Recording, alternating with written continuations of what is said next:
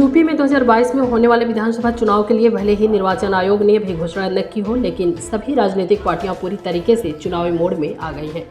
राजनीतिक दलों के वरिष्ठ नेता यूपी के सभी जनपदों का भ्रमण कर जनता को अपने पक्ष में करने का काम शुरू कर दिया है। जहां विपक्षी पार्टियां सरकार को घेरने का काम करती नजर आ रही हैं, वहीं सत्ताधारी पार्टी बीजेपी विपक्षी पार्टियों पर हमलावर दिख रही है। सपा, बसपा और कांग्रेस सहित सभी विपक्षी पार्टियों के नेता हर मुद्दे पर सरकार को घेरते नजर आ रहे हैं।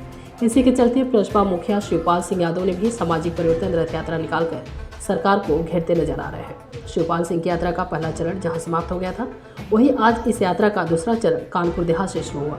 कानपुर देहात के भोगनीपुर से सामाजिक परिवर्तन रथ यात्रा के दूसरे चरण के शुभारंभ पर शिवपाल सिंह यादव ने जमकर बीजेपी पर निशाना साधा। साथ ही सपा से विधानसभा चुनाव में गठबंधन होने के संकेत दिए हैं। आज सुबह बसपा की सामाजिक परिवर्तन रथ यात्रा का दूसरा फेज कानपुर देहात के भोगनीपुर विधानसभा के पोखराया कस्बे से शुरू हुई। सामाजिक परिवर्तन रथ यात्रा की बस में सवार शिवपाल यादव, उनके मित्र अखिल जैसे जैसे अरौली गांव, भोगनीपुर, भोगी सागर, चौरा होते हुए आगे बढ़े। जगह जगह कार्यकर्ताओं ने उनका जोरदार स्वागत फुलमलाओ व नारेबाजी से किया। पोखराया से रथ यात्रा बाईपास होते हुए यमुना पार होते हुए जालौन, झांसी के लिए रवाना हो गई। कानपुर देहात के भोगनीपुर में सामाजिक परिवर्तन रथ यात्रा के दूसरे चरण के शुभारंभ पर शिवपाल सिंह ने सामाजिक पार्टी से एक बार फिर गठबंधन के संकेत दिए हैं। उन्होंने साफ तौर पर कहा कि सपा से गठबंधन के लिए प्रसपा के दरवाजे खुले हुए हैं। भाजपा को हराने के लिए प्रसपा समझौते को तैयार है।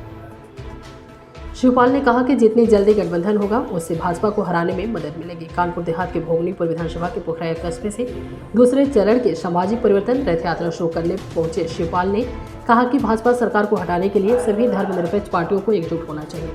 वहीं पत्रकारों से वार्ता के दौरान शिवपाल के निशाने पर योगी सरकार ही रही। उन्हें इसे विकास नहीं बल्कि विनाश करने वाली सरकार बताया।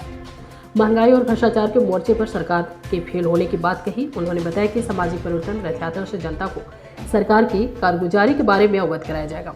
शिवपाल ने कहा कि लखीमपुर खीरी की घटना सरकार के किसानों के प्रति नफरत को दिखाती है। बीते 10 महीने से देश के किसान धरने पर बैठे हैं। केंद्र और राज्य की भाजपा सरकारें उन्हें मारने पर उतारू है। कानपुर देहात से संवाददाता सागर भारती की खास रिपोर्ट। जाना पड़ रहा है और ये जो 2022 में हमने समान विचारधारा वाली पार्टियों से और सेकुलर पार्टियों से हमारा प्रयास है कि एक हो जाए, जिससे कि भारतीय जनता पार्टी को हराने में आसानी हो। इसलिए हमने ये यात्रा शुरू की और इसके साथ साथ अब की बार बिना प्रगतिशील समाजवादी पार्टी की, जहाँ पर भी प्रगतिशील समाजवादी पार्टी रहेगी, वहीं पर सरकार हो। और जब सरकार होगी तो हमने देखे घोषणा की है कि हर परिवार में कम से कम एक बेटे और एक बेटी को नौकरी अवश्य मिले।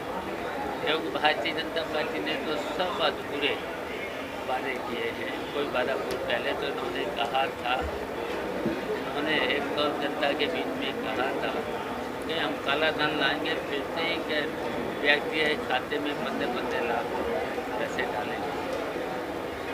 और दूसरा वादा किया था कि बेरोजगारों को 2 करोड़ लोगों को नौकरी। और तीसरा वादा किया था किसानों की आय हम दोगुनी करेंगे। अब किसानों की दोगुनी आय की बजाय इन्होंने एक काला कानून और लिया किसानों के विरोध में, किसानों की जमीन पूंजीपतियों को देने। अरे किसान तो केवल मजदूर बन के रह जाएगा। और इसी तरीके से उन्होंने निजीकरण, जितनी भी संस्थाएं थीं, रेल से लेकर के एयरपोर्ट से लेकर के सभी, यहाँ तक कि टेलीफोन से लेकर के जितनी संस्थाएं थी, निजीकरण करके केवल पूंजीपतियों। और कितने पूंजीपतियों को? करीब 5 पूंजीपति होंगे देश के पूरे हैं। और 2 तो पूंजीपति हैं गुजरात के। एशिया में नंबर 1 और 2 है गुजराती जो पूंजीपति, केवल उनको ही फ़ायदा पहुंचाया। और पूरे देश के जनता